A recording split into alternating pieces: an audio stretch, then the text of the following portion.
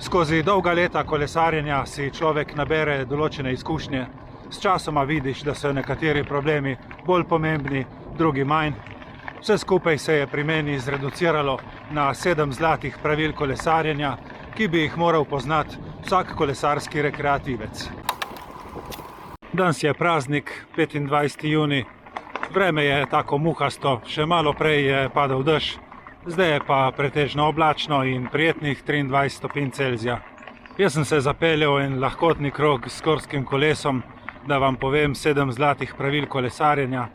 Kdor pa želi spremljati, kje se vozim, bom dal od spodaj v opis videa tudi link do svoje Strave. Prvo pravilo je pravilna izbira kolesa. Upoštevajte teren, po katerem boste vozili, upoštevajte svoje cilje in zmožnosti. Če imate željo voziti se po gozdovih in po makadamih, potem je za vas gorsko kolo. Če se boste non-stop vozili samo po asfaltu, potem je za vas cestno kolo. Če niste prepričani, če bi nekaj vmes, potem pa seveda trekking oziroma zadnje čase zmeraj bolj moderni gravel.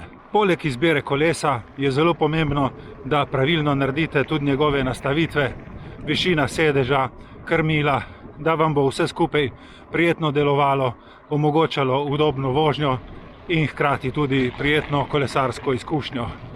Lahko se vam bo celo zgodilo, da doma že imate zaprašeno kolo, vas pa je kar naenkrat primilo, da bi kolesarili. Uštimajte ga in pejte z njim ven. Najbolj primerno kolo je tisto, ki ga že imate doma.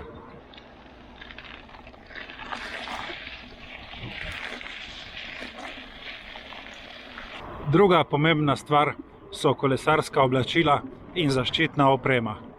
Pri oblačilih je pametno največ denarja vložiti v tiste 3 točke, kjer se dotikate kolesa. Se pravi podložene kolesarske hlače, trdi čevlji in pa dobre oblazinjene rokavice. Pri zaščitni opremi ne bom niti izgubljal besed. Najbolj pomembna je čelada, ker brez glave ne boste prišli daleč. Tudi kakšna lučka na kolesu pride zelo prav, saj tu poveča vašo varnost. Fajn je, če so oblačila svetla in kontrastna, za zimsko vožnjo po možnosti tudi s kakšnimi odsevnimi trakovi.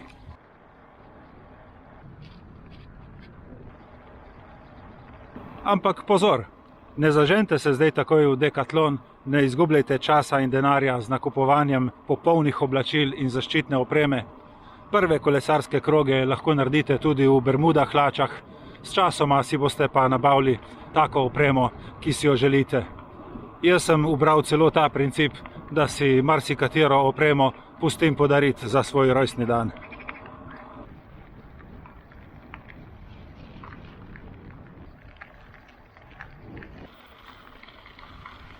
Tretja stvar.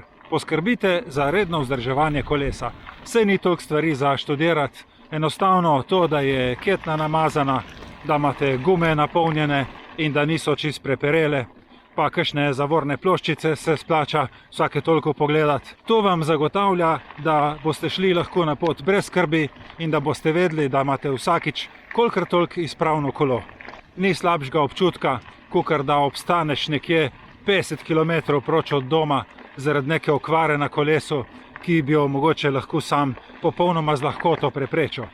In ker vemo, da nismo vsi mojstri servisiranja, ni prav nič kaj takega, če enkrat, dvakrat na leto zapeljete kolo na servis, tam vam ga pogledajo, poštimajo.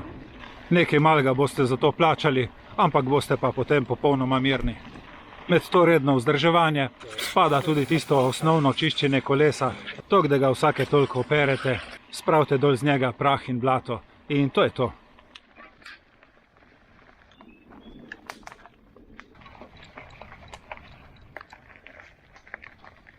Četrta stvar.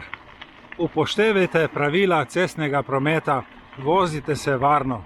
Še posebej tam, kjer niste sami, kjer so tudi drugi vozniki. Upoštevajte cestna pravila, še posebej takrat, kadar so življenjska in smiselna. Naj vam ne bo težko pokazati z roko, da boste nekam zavili ali pa da se boste nenadoma ustavili. Tudi pri vožnji med več kolesarji v skupini pokažite z roko, kaj nameravate. Bi rekel tista zdrava kmečka pamet. Vem, včasih so ta pravila na cesti res neživljenjska, sploh za kolesarje. ampak tako v mestu ali pa kjer je gost promet, se pač splača malo potrpeti in s tem poskrbeti za svojo varnost. Več let, kakor boste dočakali, več let boste lahko kolesarili.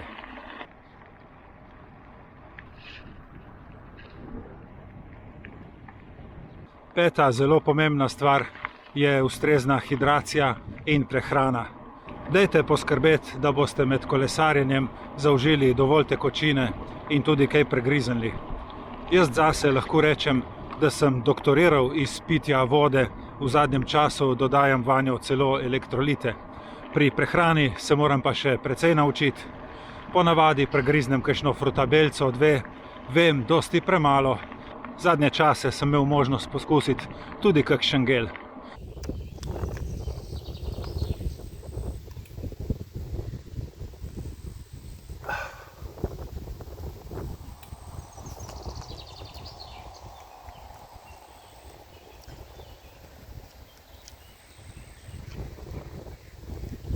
Super je.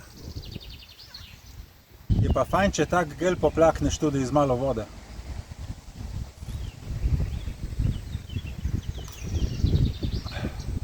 Jaz mislim, da je prav, da vsak zase malo naštudira tisto, kar rabi in kar njegov želodec prenese. S tem si boste pa potem omogočili lepše kolesarske izlete, daljše vožnje in seveda dosti boljše spomine za svoja stara leta.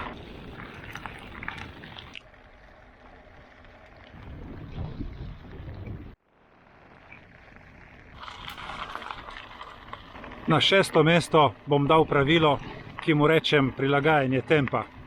Dajte poskrbeti, da boste kolesarili v okviru svojih zmožnosti. Poslušajte svoje telo in prilagajajte tempo svoji pripravljenosti in sposobnosti. Rekreativno kolesarjenje mora biti zabavno in sproščujoče, ne pa večna tekma. Je že prav, da greste kdaj na kakšno prireditev in pokažete, kaj znate. Tudi tako na cesti, ko greste v kakšen klanec, komot lahko pokažete, koliko vas je v hlačah in kakšnega šibkejšega kolesarja ponižate. Ampak na splošno pa bi rekel, ne pretiravati, ne se zaganjati, non-stop v kakšne vzpone in preko svojih meja, ker to na dolgi rok za vas ne bo zdravo.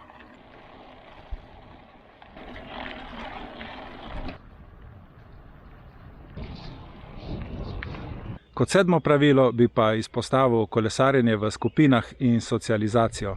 Ne biti preveč individualisti, konec koncev, kakorkoli obrnemo, kolesarjenje je skupinski šport. Vožnja v skupini je dosti bolj prijetna, dosti bolj varna tudi, največkrat lažja in bolj udobna. Povabite si kakšne prijatelje na izlet, izmenjajte kolesarske izkušnje, ustavite se na kakšni kavi in imeli boste res prijetno izkušnjo.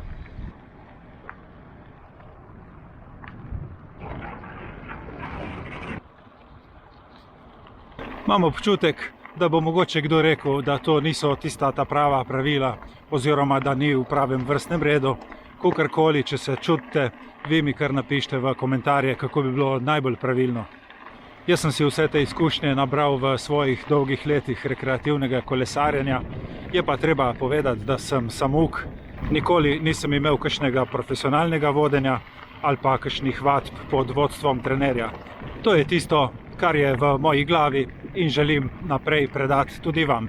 Na splošno pa bi mi bilo v največjo čast, če bi vedel, da sem čim več ljudi motiviral za kolesarjenje in da so s tem nekaj naredili za svoje zdravje in telo.